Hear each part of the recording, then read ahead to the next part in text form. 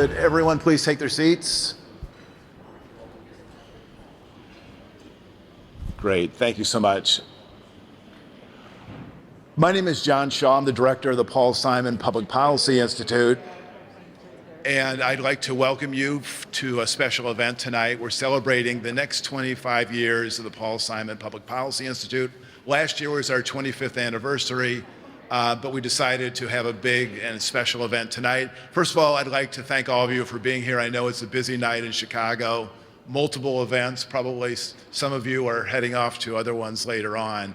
So thank you so much for being here. It's a real pleasure. We're especially pleased of our guests, the Speaker, Chris Welsh, the President of the Senate, Don Harmon. I'll say at the outset, Governor Edgar sends his apologies. He called me the other day and he has COVID.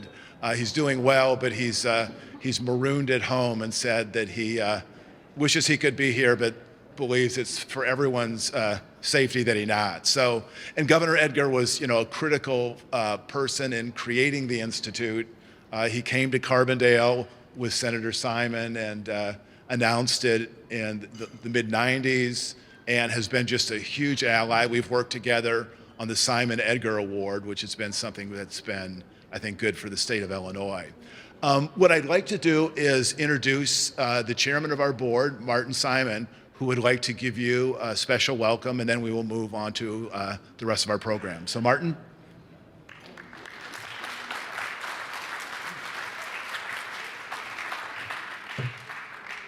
Thank you, John. Good evening, everyone.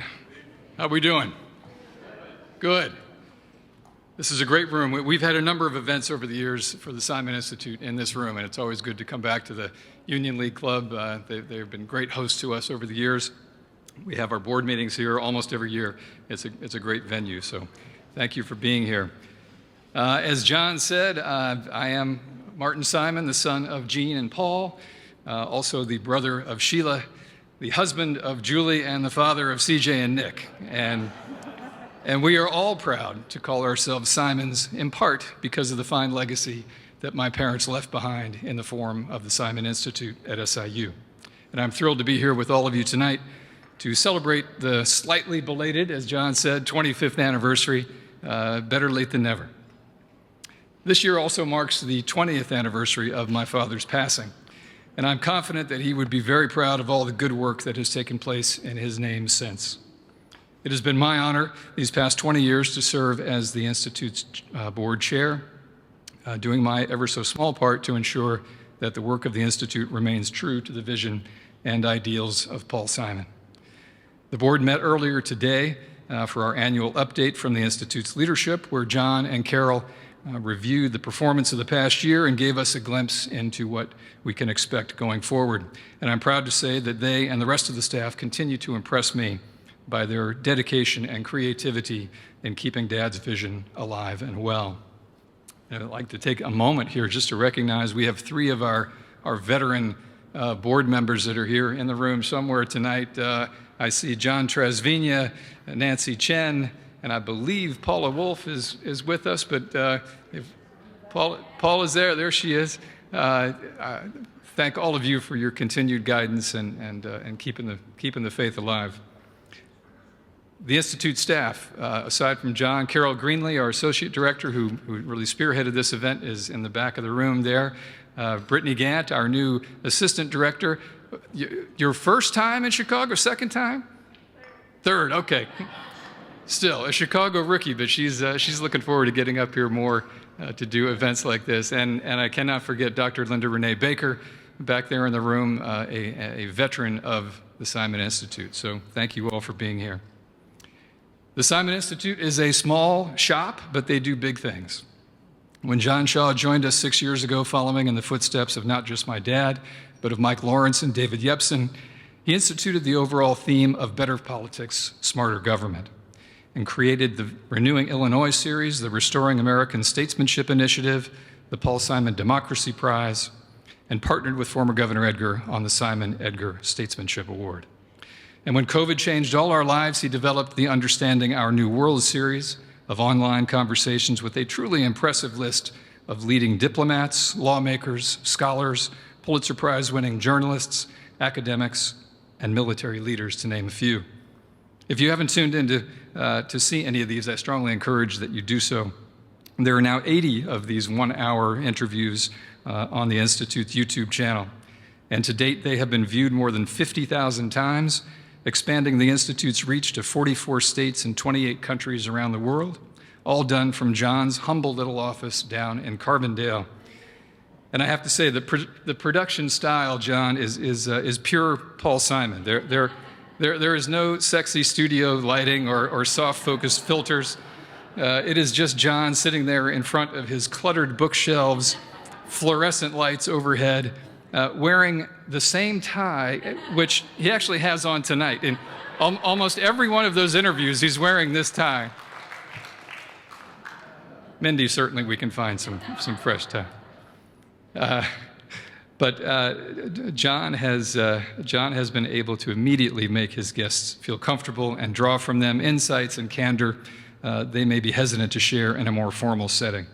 I might also add that in the spirit of my father's frugality, not one dime has been spent in appearance fees to these high-profile guests. So kudos to you, John, for growing that series into the impressive product it has become.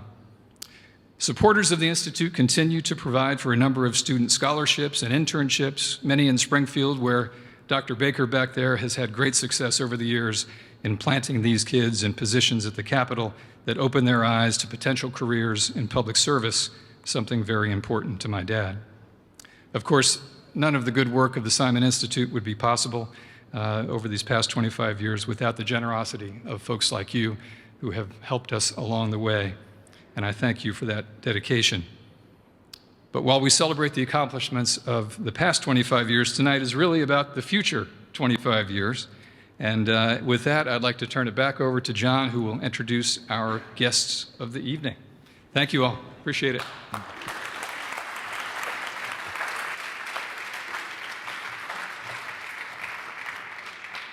I should say some of the guests from our series are here right now. The speaker, Representative Ma, Senator Harmon, Monique Jones.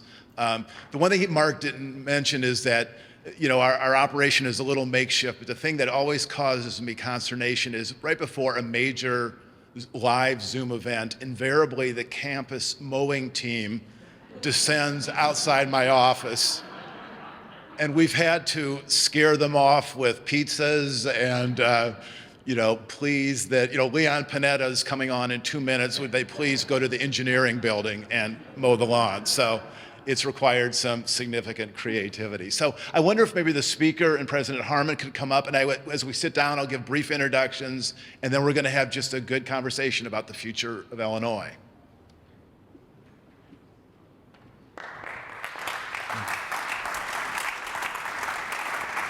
Thanks, Doc. Well, I know you would not come out here on a Friday night in September if you did not have a little interest in politics, so I'm not going to have to give a very long introduction to our great speakers, but let me just say just a couple sentences and then we'll get into the program.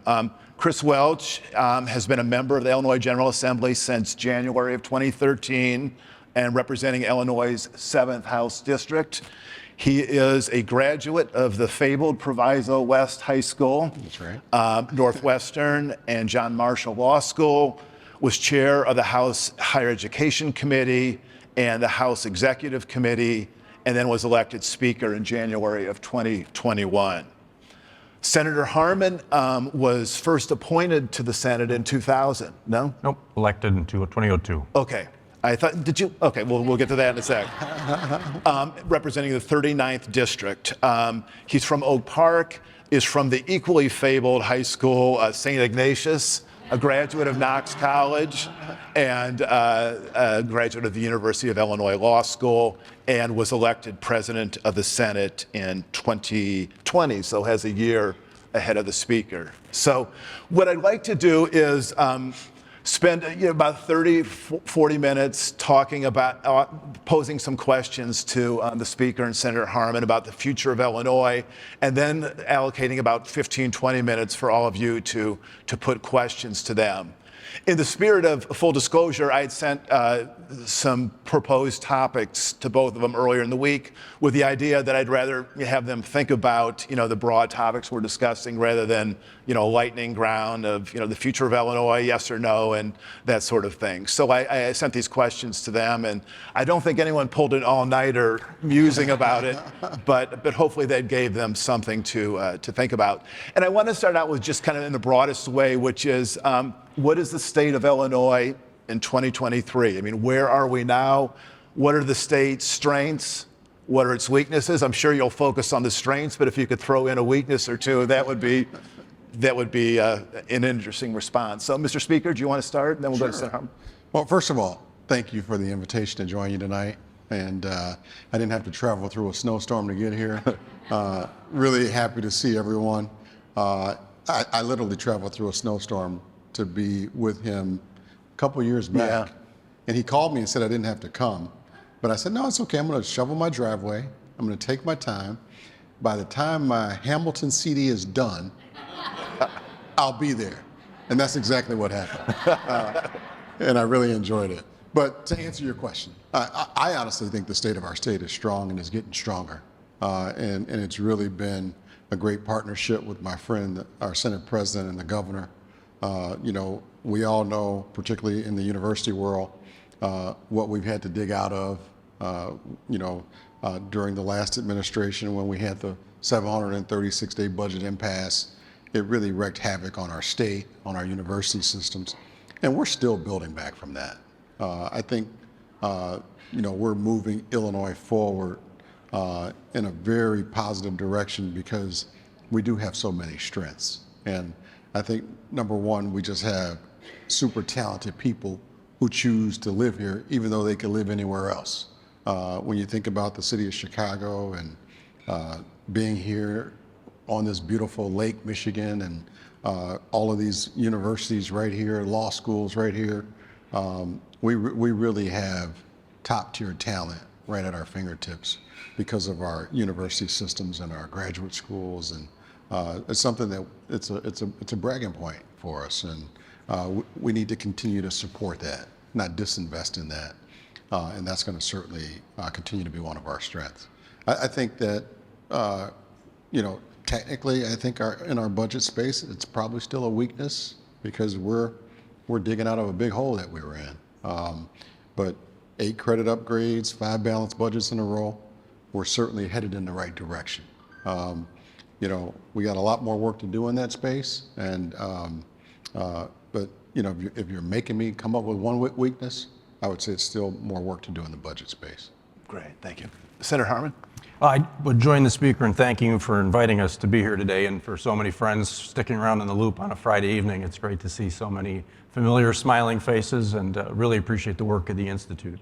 I concur with the speaker. I give this same homily at almost every town hall meeting I have, to the point where I thought maybe the tourism department was listening in when they branded Illinois the middle of everything. Right. But that really is where we are. We are in the center of the country. We are the hub of all transportation in the country, whether it's road, rail, water, air, increasingly telecommunications. We have world-class research universities and laboratories that produces an incredibly well-educated workforce. That talent is what brings people to the state.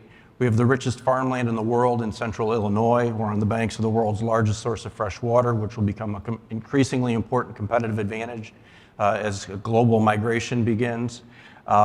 We have so much going for us that we really, even however long you think there's been political mismanagement, we cannot squander the natural competitive resources of the state. I would say there were 2 weaknesses, one of which we have overcome for the moment, and that's the naysaying. We need cheerleaders to scream from the rooftop how terrific Illinois is. And when our political leadership is bad-mouthing our state, that cannot result in any good. And I would concur with the speaker. We've had a remarkable turnaround on our budgeting. The credit rating agencies agree, you don't have to believe us, but we need to remain vigilant. And at the root of all that is the unfunded pension liability. And that is 100 years in the making, 120 years in the making. We're not going to get out of it overnight, but we need to stay on the path we have charted. Well, let's go back to the broader budget issue because, I mean, there's sort of two broad schools of thought. One says, you know, Illinois has pulled out and has turned the corner and is really moving in the right direction. Another school says, well, I mean, it's a good cycle. The economy has been strong. There are lots of federal dollars from COVID that have dried up largely, but it's something of a sugar high. I mean, where do you come down between a kind of structural change or a kind of temporary cyclical uptick? This is absolutely a structural change. And there were two phases in the aftermath of the budget impasse when we had $17 billion in unpaid bills. Recovering from that was the temporary fix. But we're now paying our bills routinely in 15 days, not the typical 30-day payment cycle. But more than that, we have paid off all of our short and medium-term obligations. We have prepaid on debt. We have put more money into the pension systems. We have $2 billion in a rainy day fund that I would have been embarrassed to admit we probably had $25,000 in when I was early on in my Senate career. That is structural. We need to be vigilant, but recovering from the self-inflicted wounds of the prior administration might be the sugar high. The dedication to making sure we spend one-time money on one-time expenses. We didn't build any of that COVID money into the permanent budget. We were very disciplined in paying off everything we could possibly pay off. Now we have one extensive mortgage on the pensions, but we're making the annual payments every year. Right. Mr. Speaker? I would concur with that. It's certainly a structural change. And it really started in Governor Pritzker's first year in 2019 when working with a Democratic governor and the Democratic legislature passed several reforms, particularly with regard to the gaming space, the cannabis space, things that are now generating revenue. If you look at our revenue reports for a while now, those revenue reports have been consistently strong. And so there is a false narrative out there that we've been able to balance our budgets on the backs of federal money. Well, we're on our fifth balanced budget, third since I've been speaker. You know, the governor's been there 5 years. It really started with putting in those reforms in 19 that's led to more revenues that are coming in. And the three of us being very vigilant about budgeting. It's not hard. I joke about it. It's not hard convincing supermajority Democrats not to spend all the money. You know, we love to spend, but one of the things that we've been able to convince both of our caucuses is that we can be fiscally responsible and compassionate too. We can fund things that are important to all of us, but we have to do it in a very fiscally responsible way. And part of that was convincing them why it was a good idea to create the rainy day fund. You know, when I first learned about the rainy day fund, it had $60,000 in it. Now we're over $2 billion and we're adding to it. That's a structural change that we did it because we're being disciplined and vigilant about it. And we're going to continue to build upon that. Credit rating agencies look positive on that. And you know, there's several other things like that. Not just meeting our pension obligations, but paying extra pension obligations. Using those federal dollars to spend them on one-time things that didn't create new cliffs that we would eventually fall over when the money was over. We did things with that money that we thought were very responsible and took care of one-time items. Perfect example, COVID produced an unprecedented debt in our unemployment trust fund. We used those federal dollars to pay off that debt. And that was very important for us to do, rather than creating some new programs. So I think it's you know, structural changes that have been put in place, but I think it's also good, sound leadership and leaders working together in a collaborative way to move the state forward. In terms of pensions, there was a couple reports that have come out this year. I think it was the Civic Committee in February, and then the Center for Tax and Budget Accountability in June, outlining some paths forward. You know, how serious is the problem, and what is the solution to pensions? How serious is the problem? Well, I mean, I think All you got to do is look at the numbers to see that it's a serious problem. And it's something that, we can't ignore. We haven't been ignoring it. We've been making our pension payments. We've been making extra payments, in fact, but that's not enough. And we do have a group that's been studying it pretty hard. They put a report out there that they've asked us to take a look at and consider. I know our pension committee in the House has been having hearings all summer. They're listening to folks and their ideas. I anticipate next spring that there'll be a lot of talk about pensions, because we've accomplished so many things that a lot of folks say that's the next big thing that we really got to figure out a way to handle. And if folks in this room have ideas, we're all ears, because we're not going to, no one person's going to solve this problem. We're going to do it by working together, and I think we can do it. Senator Harmon? I see Governor Quinn in the room. One of the least reported and most reported stories on pensions goes back 13 years to 2010 when Governor Quinn was in office. We passed a pension quote-unquote reform bill that dealt with benefits and was overturned by the Supreme Court in the state of Illinois decisively. At the same time, though, we enacted a second tier of pension benefits for every public employee hired in the state after 2010, with a much less robust set of benefits. It looks much more like Social Security. It's probably so frugal that at some point we'll have to increase those benefits to keep up with the Social Security minimums. But I point that out because that was almost underreported in for public knowledge. In my view, that if it didn't solve the problem, it put us on a path to contain this. So we're reaching the tipping point where almost half of the public employees in the state will be Tier 2 employees within the next couple of years. I know the teachers predict to be over 50% the year after this. I say this to say this gave us a light at the end of the tunnel. We still need to chip away at that unfunded obligation that really did begin more than 100 years ago. I found the first dire warning of an imminent collapse of the pension systems from the Illinois Pension Law Commission in 1917. So we've been whistling past the graveyard for quite a while here.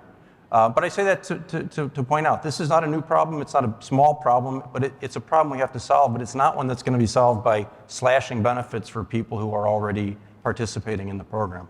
I think perhaps the most encouraging thing that came out of the Civic Committee's report was an acknowledgement of that. There was no talk of changing benefits for current participants in public pension systems. They talked about reforming the way we fund pensions, living up to our obligations to fulfill the promises we made to people who worked in government for a career and retired. So I would love to be the Senate president in 2045 when the annual pension payment goes from $20-some billion to $2 billion and continues that way ad infinitum. The honest truth is no one would run a business with that cost curve. Nobody would run a business like that. We need to look at how we're doing that and try to come up with a way that is more generationally equitable. The 2020 census showed that I think on average about 100,000 more people leave Illinois each year than come in. Is what can be done? Is it a serious problem, or is it just something that's been going? I think you said in our interview that this has sort of been going on for some time. I mean, how should we think of that outflow? I didn't give a 30-minute answer to the pension question, so this is another area where I can go on here. But look, this is the honest truth. First of all, the facts matter. The census this year was completely bollocksed up. When they issued the revised numbers last year, Illinois grew by 250,000 people over the last decade. We've eclipsed 13 million people for the first time. This is how population shifts work. People are born and people die. People move in and people move out. People have been moving out of Illinois for 100 years, more so since the invention of air conditioning. And that has really changed American politics, if you think about it, the rise of the southern states and their political position. We are not hemorrhaging people. We lose people, we gain people. We want to attract people. Every June, we are the largest destination for Big Ten graduates. We should think about things like this. We should continue to bring people in. The federal immigration policies have dramatically curtailed international immigration, which built this state.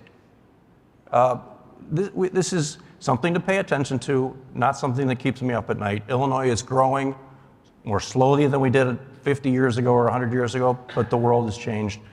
Perhaps climate change will reverse that course and everyone will be settling here on the banks of Lake Michigan. Mr. Speaker. Yeah, the Senate President said something earlier that I couldn't agree with more, and that is we need more cheerleaders. We need folks talking about all the great things that are happening with our state, not putting out misinformation, incorrect information, and the census numbers are clear that we grew by 250,000 folks. The redistricting process was not an easy process because the city of Chicago gained, I think it was 50,000 people. And we tried to figure out where did all those 50,000 people go and where do you put them? And my district, I represent parts of DuPage for the first time because you had to move west to account for all of that growth that occurred in the city of Chicago. But if you listen to the narrative, Chicago is so bad, people are running out of here. No, they're flocking here because this is a world-class city on the lake, because of the workforce, the universities, and the trains, the roads, the bridges. Our infrastructure second to none. When I traveled to London with the governor back in July, people want to do business here in the state of Illinois because of our infrastructure that's second to none. And those are the things that we have to be out there talking about. All of the good things that we have going for us, and we will continue to grow if instead of disinvesting in our world-class universities, all of our state universities are solid. They are the backbone of this state. You want to continue to lift up the Illinois economy. You don't disinvest in your university system like we did for over 2 decades. I'm proud of what I'm seeing with our university system now. And the reports that I saw a couple of weeks ago, across the board, we're seeing increases in student enrollment again. When was the last time we were able to say that? And what's really important about that is when you look at the data, if you get them here, if you get them in the seats, they're going to stay here at a 92% rate. They're going to graduate those universities. They're going to get married, have kids, pay taxes, buy homes. It's all about investing, particularly in our university system. And I just love seeing the numbers that I'm seeing right now. I think I saw UIS, small campus in central Illinois, had an 11% increase this year. SIU had an increase this year. When was the last time you've seen the numbers that you're having? That's going to make a big impact on the continued growth of our state, which, oh, by the way, has over 13 million people in it. That's not a small thing. That's a big deal. That's a big deal, and we should be proud of that. Is there one issue that you wish Illinoisans understood better than they do? I mean, is there a certain, whether they're myths or certain narratives that people just do not quite understand that are just persistent and pernicious? Yeah, number one, I wish they understood how the legislative process worked more. And I invite anyone to come out and, visit us in Springfield. Really, I think that we actually agree on more than we disagree. And the narrative that, that we're not getting anything done because it's so divisive, that's just not true. If you look at the things that we actually vote on, we probably agree on 95% of the bills that go up on the board. They fly out with over 100 votes. It's that small percentage of things that we disagree on that get overblown in the media, and that becomes the talking points in various communities. And so I would love for people to get more involved in civics and government and really understand what we do a little bit more, a little bit better. Watch some of those videos that you have on your YouTube channel. You got some dynamic folks that you've interviewed. You can learn a lot. I know I have in watching a lot of those. Understanding our world a whole lot better, right? It's just because you're getting involved and you're intentional about learning more about what we're doing here in Illinois. I hope we get that clip preserved. We can use that as a commercial. So, Senator Harmon, how would you respond to that question? I am clearly fresh off a town hall in the district. I get a question every time, and this is really emblematic of the speaker's observation, a very specific one. I wish people in Illinois understood that the Illinois Lottery was never going to fully fund education. Just so folks understand the context, the total expenditure of federal, state, and local dollars for kindergarten through high school education is approximately $22 billion. The Illinois Lottery, despite whatever sleight of hand the people who passed it in the first time may have suggested, generated for years about $680 million for the Common School Fund. Under Governor Pritzker the last couple of years, it's gone all the way up to over $800 million. It's a fraction of a percent of what we contribute to public education. But I get that question every time because folks are not as engaged in civics and interested in the political process as I wish they were. Kind of a version of that question. If you could devote a special session of the General Assembly to one topic with the idea of just educating and forging a consensus on an issue, what would it be, setting aside the budget? Well, I recognize this is somewhat tongue-in-cheek, but perhaps a special session on special sessions. There's really very little that we can do in a special session that we can't do in regular session. Special sessions are often a bit of political theater. And maybe, again, I'm scarred from my time under Governor Blagojevich, who called us into special session over and over and over again for no purpose other than to drag us from our districts back to the Capitol. There was one I remember where he called us in as we were gaveling in. He was evidently getting on a plane to Chicago to go to a Blackhawks game. So special sessions rarely get much done and rarely have the outcome you might hope for. Well, sorry, I went first. I've really blown any answer you have. first of all, let me say, Rick Pearson, I don't want this to be the headline in the Tribune tomorrow. You know, so I'll categorize my answer this way, because this could be the special session in any state in the country. And honestly, you know, I think you can have a special session, Kathleen, on gun violence. You know, gun violence in America. You know, I think here in Illinois, we've done some great things, and the Senate President's been a fantastic partner. What we did in lame duck session with the Protect Illinois Communities Act definitely puts Illinois out there as a leader. But the gun violence that we're seeing in America is absolutely ridiculous. And it's not just happening in blue cities. Look at the data, it's happening in red cities too. And so we have to figure out a way to get a hold of what's happening with gun violence. And if we're gonna have to go to a special session, we should be productive and figure out a way to get rid of these guns off our streets. That can be true in any state. Let's talk about the migrant crisis in Chicago. How should the people of Illinois understand what's happening now? And what is the responsibility of the state of Illinois to help Chicago respond to this humanitarian crisis? I think we have to remind people that these are human beings. This is a crisis involving humanity. I think we have to remind people that this is the United States of America. You know, a lot of people, when they fly in to New York, they see the Statue of Liberty and what the Statue of Liberty represents and that inscription on the Statue of Liberty, what that means. You know, Illinois is a welcoming state. That's the policy of our state.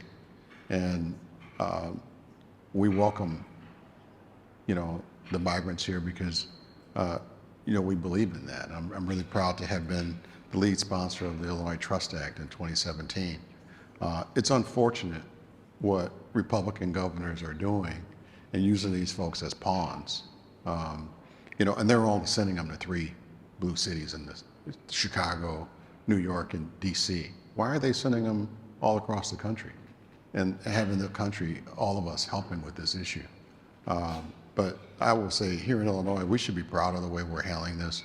I certainly think we need more help from the federal government because this is a federal issue. And it's something that we've always believed in. This is what built this country, is immigration. And let's remember what these migrants are fleeing. They're not just leaving these countries for any reason. They're leaving because folks are losing their lives, and these countries are targeting folks and you know, bad dictators doing bad things. And we should be welcoming here and being the great country that we are. Senator Harmon. This is a real issue, and it's becoming more and more of a political issue. But I would agree with the speaker is where our heart and our morals should be here. We should recognize, first of all, despite what you hear bandied about, these folks are all here legally.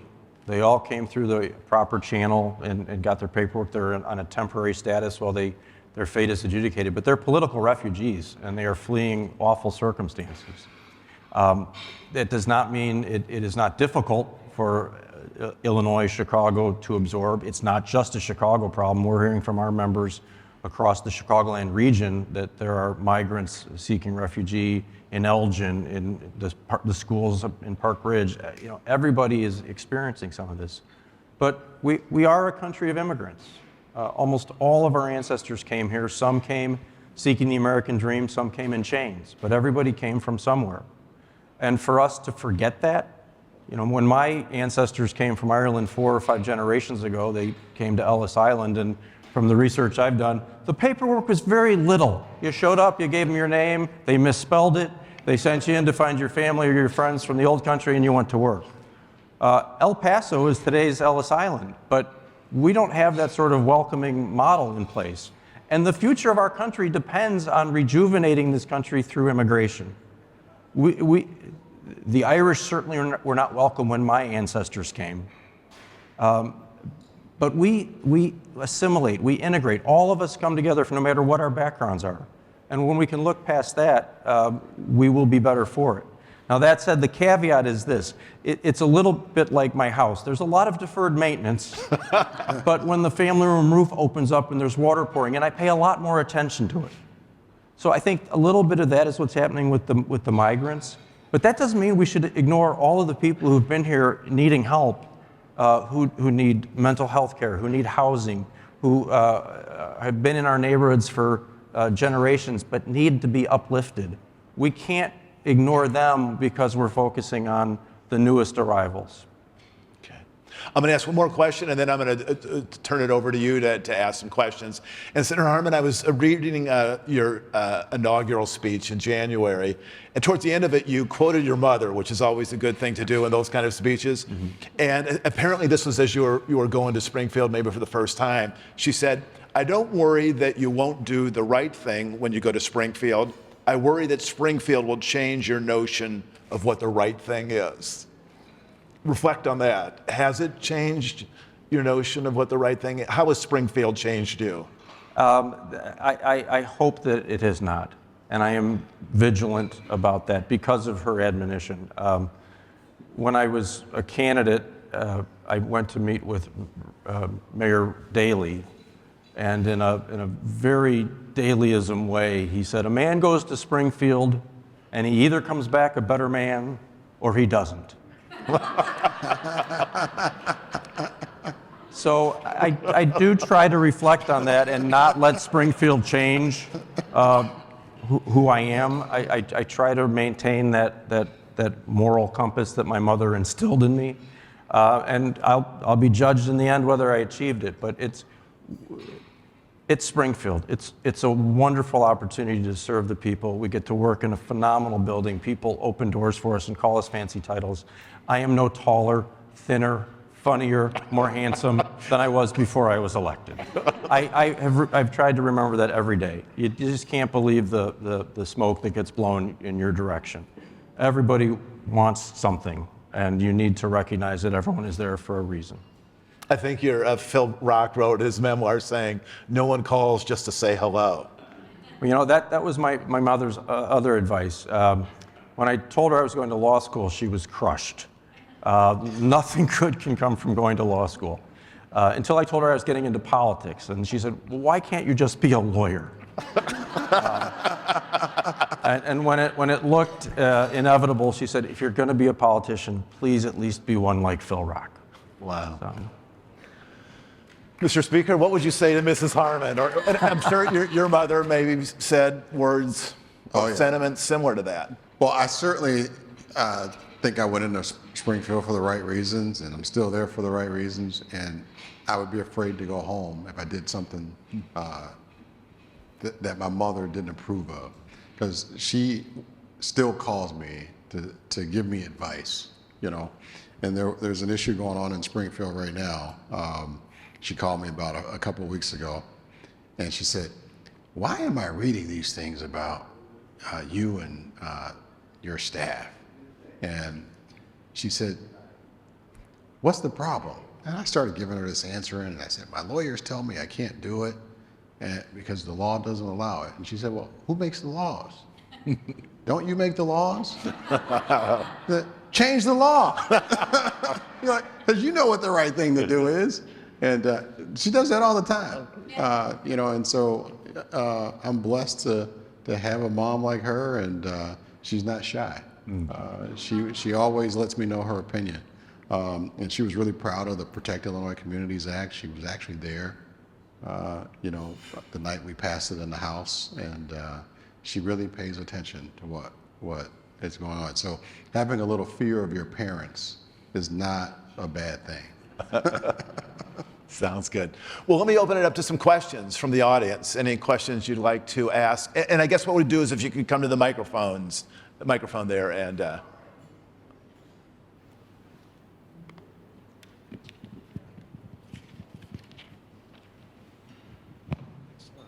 Oh, you can leave it there. I'm supposed to take it around to individuals. Oh, okay. Hi, Michael Rizzo, graduate of SIU, undergrad. Greatest experience of my life. Fantastic school. Really loved it down there.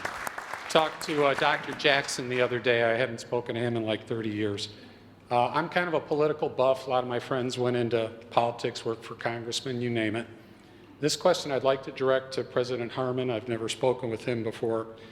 I had noticed that earlier this year, this House Bill 3062, the legislature passed it, and constitutional challenges to the state have to be filed either in Cook or Sangamon, so it's essentially limiting the venue. And my point of view as a private business person and a landowner, we have a family farm, is every time I wake up, it seems like my rights are being diminished. And I feel as someone whose ancestors came here 150 years ago, straight to Illinois, a lot of farmers and stuff in my background, I feel like I'm going back to before the Magna Carta was signed with the King of England, where we're almost like serfs and subjects. I feel like I'm losing my rights. But I would like to hear President Harmon's explanation of why you would want to limit someone's access to the courts, because I feel you can't have equal justice under law if you have less access to the law. Thank you. A fair question if everybody heard it. We passed this law this session to direct certain constitutional challenges, not all, to the courts in Cook County or Sangamon County, the two seats of government, the two places where the Illinois Supreme Court sits. It applies not if you're challenging the constitutionality of a law, but if you are challenging the constitutionality of the law and you are seeking an injunction from the court, a direct order to stop doing something or to start doing something. The risk is that you could have 102 counties with different rules that all apply statewide, potentially. These are all going to be resolved in the end at the Supreme Court in Chicago or in Springfield, where they sit. But the scattershot approach would be wrong. If you're, I think it's Hardin County is the smallest county in the state of Illinois, 3,500 people, a fraction of the size of Oak Park. If a judge there rules that stop signs are unconstitutional and orders that stop signs across the state be taken down, that does not work for the whole state. So we're just trying to order this so that we don't have dozens of contrary rulings on a constitutional matter where the effectiveness is designed to be immediate, where the court is ordering something to change potentially before it gets to the Supreme Court. I didn't realize I looked up the article today, NPR and all the news sources, Capital News, and I didn't realize it only applied to injunctions.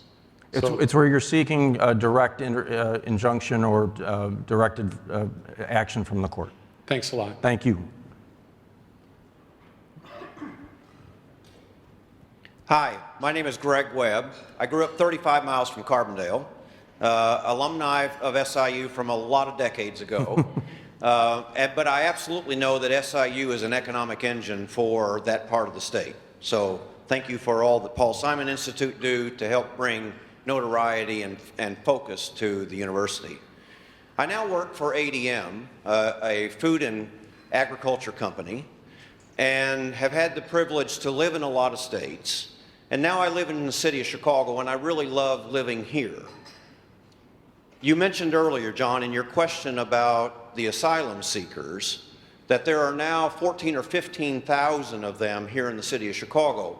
And I know you asked a question about it, but as an employer who have just under 6,000 people, but we still are seeking employees in the 42 communities we operate, what are some things that we can think about rather than, you know, maybe the political opportunism of other states sending those asylum seekers, that we can be ready to get them ready for our workforce? Because I've talked to people, I live near a Chicago police station where I see people spending the night outside, and I think, man, we surely can do better than that.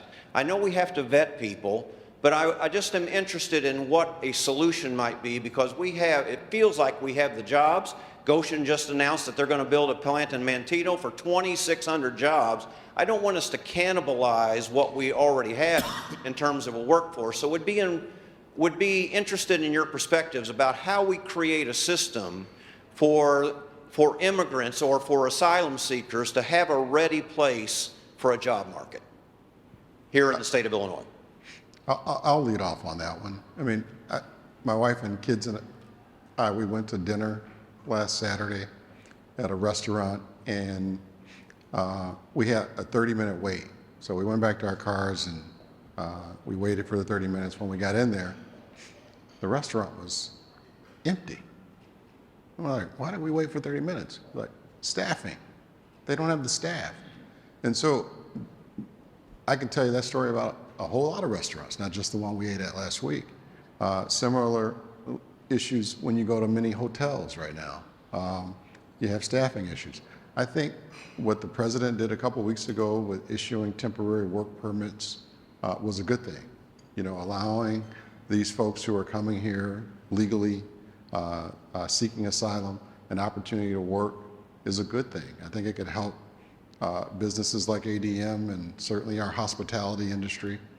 And I fully support that, and I hope the business world will support that and put these folks to work. I also think that probably on the state legislative level, I heard a story a couple days ago where the migrants are being abused. And maybe there's some things that we need to take a look at, where we can't have businesses going out there abusing them either, where someone goes out and says, hey, come do some work for me. And a story I heard a couple days ago was they had some migrants do some work for them. They worked from 8 a.m. in the morning to 7 p.m. at night. And at the end of the day, they gave them $10. But you got to be kidding me. Anyone that thinks that's the right thing to do is just an awful human being. And they're not going to complain, because who are they going to complain to? They don't have work permits, you know, and, you know, so there's folks out there that are taking advantage of them. So there may be some room or space for us to take a look on a policy level. How do we make sure businesses aren't doing that, that they're actually doing the right thing? And we might have to look at some penalties or something to make sure businesses don't take advantage of these folks. Senator Harmon. I agree. I went out to Washington earlier this summer, met with folks at the White House and on Capitol Hill asking for job permits. Folks need work permits. It's the only way we're going to get out of this. I was thrilled that the president, apparently with the governor and the mayor going out to make the same case more persuasively, did so. But in this absurd twist, there's a filing fee attached, and it's going to take 6 to 18 months to get the permits. We need work permits now. We need people to be able to go to work. That's the only way we're going to solve this problem.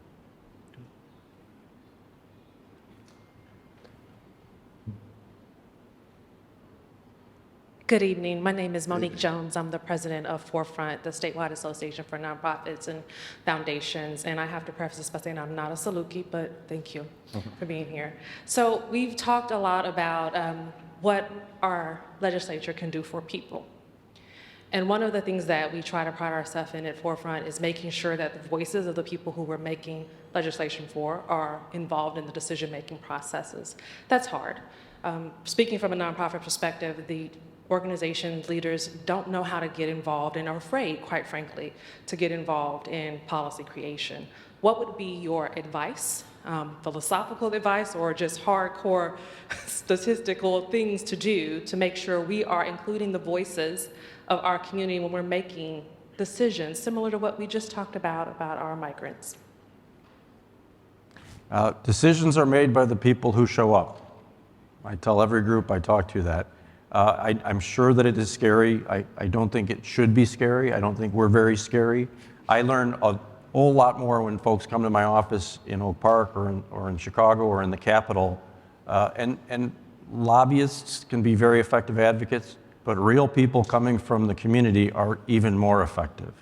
And when they are just natural and telling us their story and what problem they have that we can fix, that can be incredibly powerful. So push them into the pool, tell them not to be scared. Once they do it once, they'll be coming back. I like to do this at town hall meetings a lot, and I'm going to do it here. A show of hands. How many of you actually know your local legislators, your local rep, your local senator?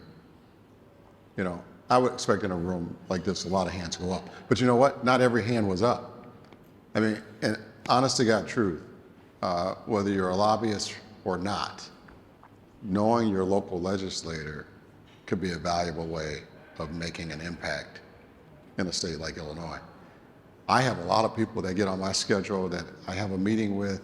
I listen to them. They tell me what they do for a living, and an issue pops up in Springfield. And I'm like, wait a minute, let me call who took the time to come meet with me about it. And that's been very helpful.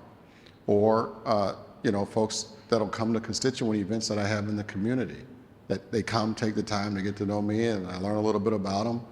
And, you know, we're not experts in everything. So starting with your local legislator and letting them know what you do know, and you don't have an ask, you're just getting to know them. Don talked about his mentor's book, No One Calls Just to Say Hello. Call your local legislators, visit them, just say hello.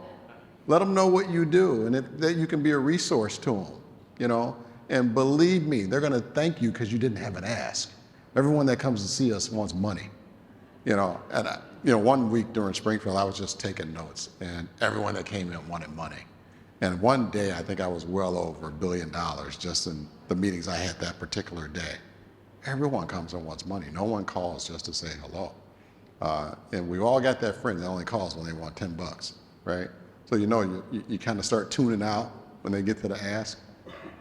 Make those calls just to say hello. They're very effective. I want to amplify just that last point the speaker made because it's so important. Get to know your local elected officials before you have a problem, before you have an ask.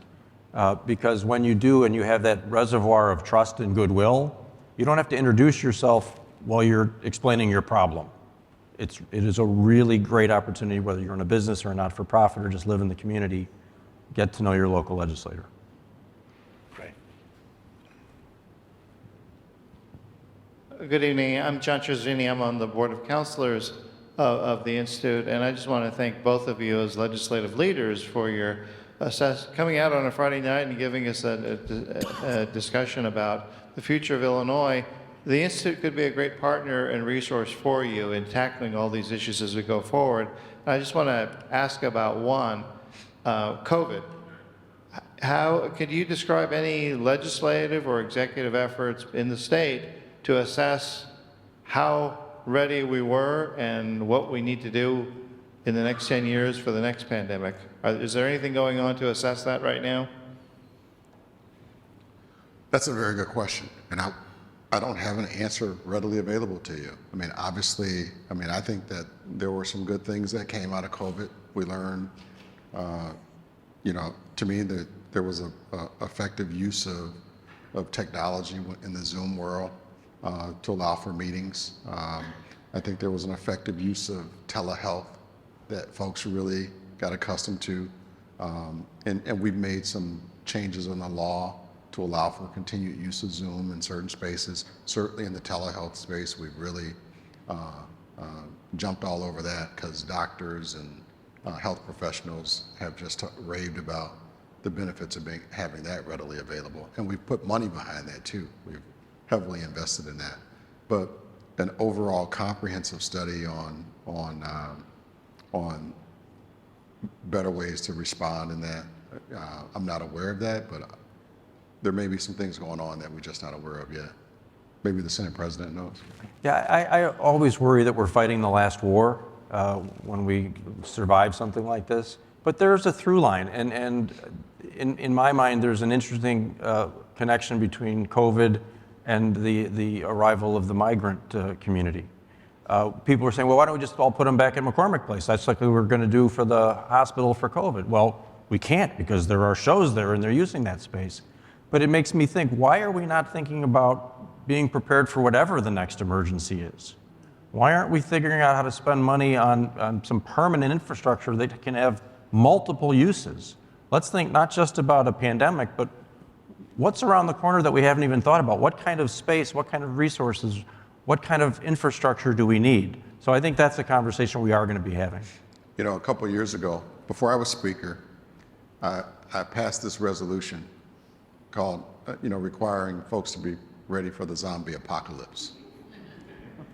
Folks laughed at me. But I said, if you're ready for the zombie apocalypse, you're ready for any natural disaster, right? And so, in following what the Senate President is saying, I think COVID has helped us a lot. I mean, I really do think it's helped us prepare for next natural disasters.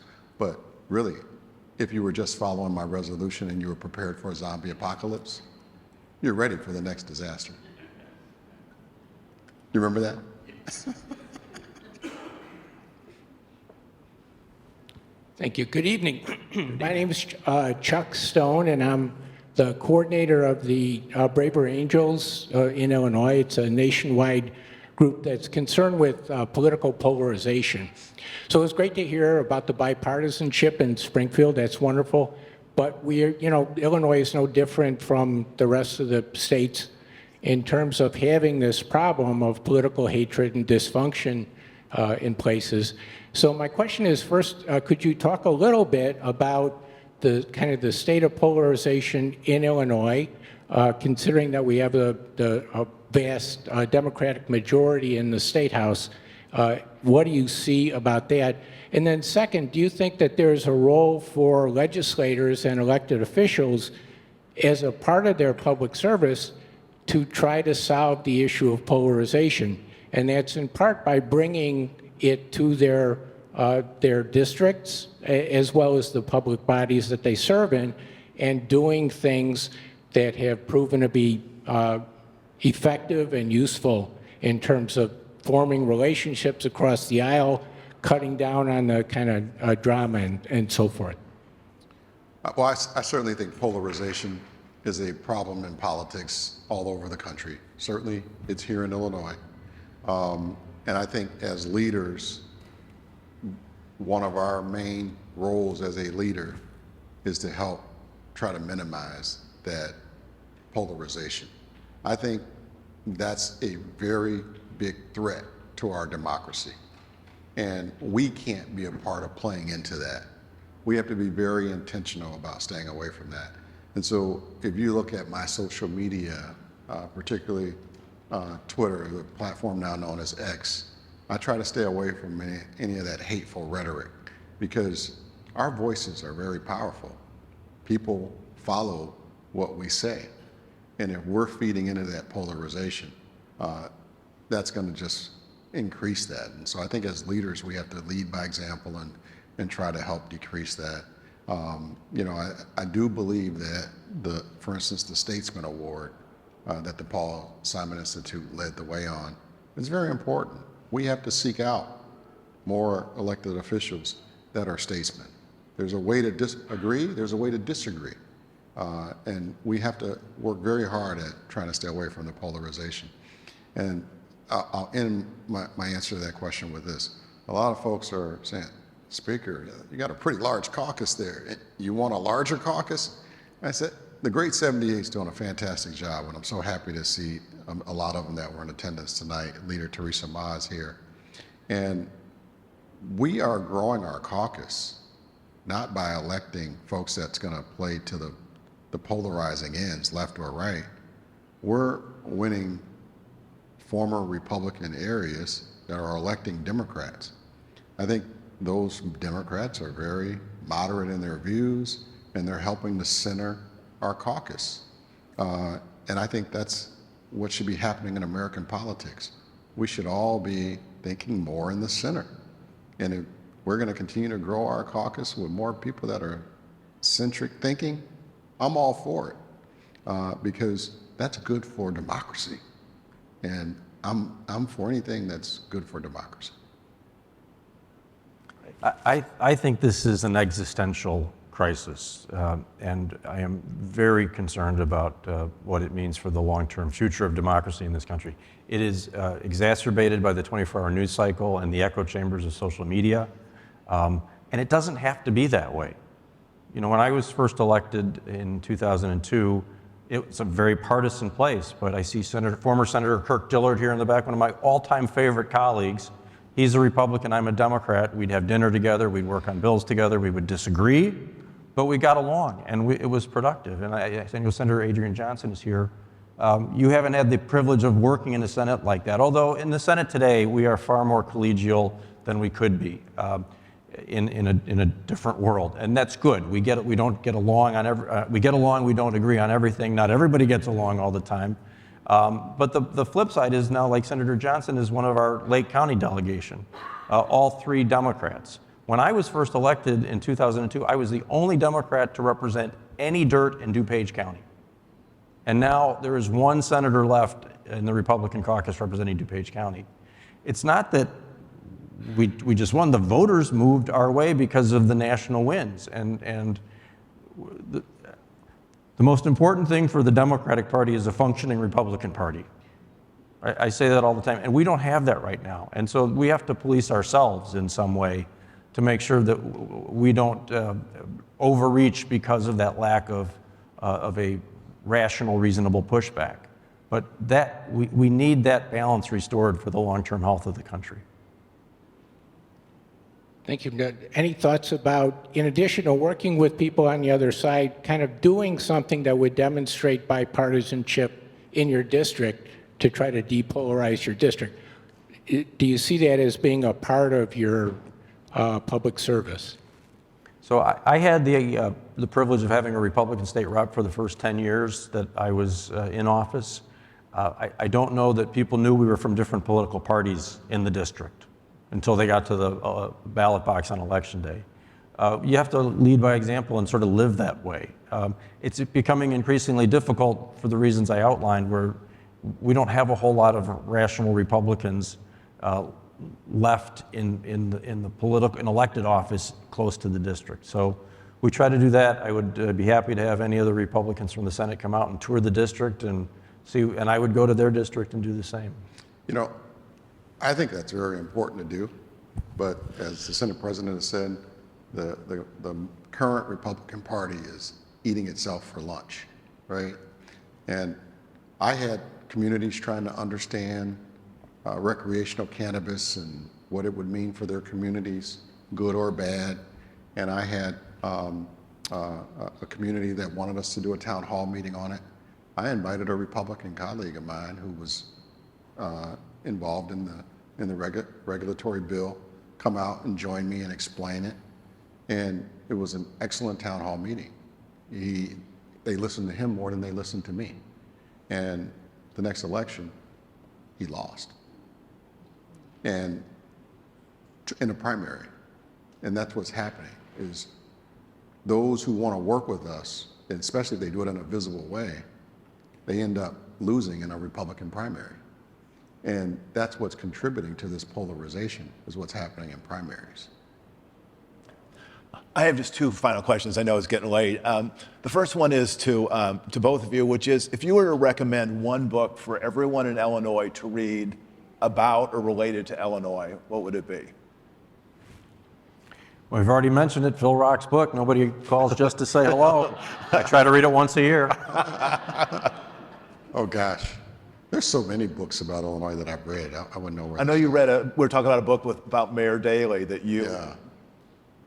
The American Pharaoh, the book that you gave me. That's right. That's certainly when he one came down through the snowstorm. I Yeah. felt I needed to at least give him a book. So. I still refer to that book quite a bit. That's certainly one that I would recommend. I think if you want to understand Chicago politics and how it all connected to Illinois, American Pharaoh is certainly a heck of a read. It's a big book, but it's a great read.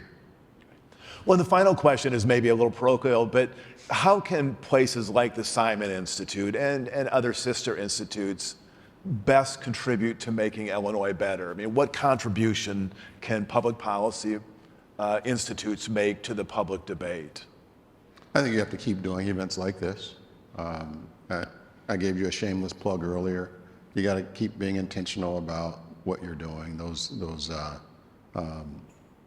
virtual series are very helpful.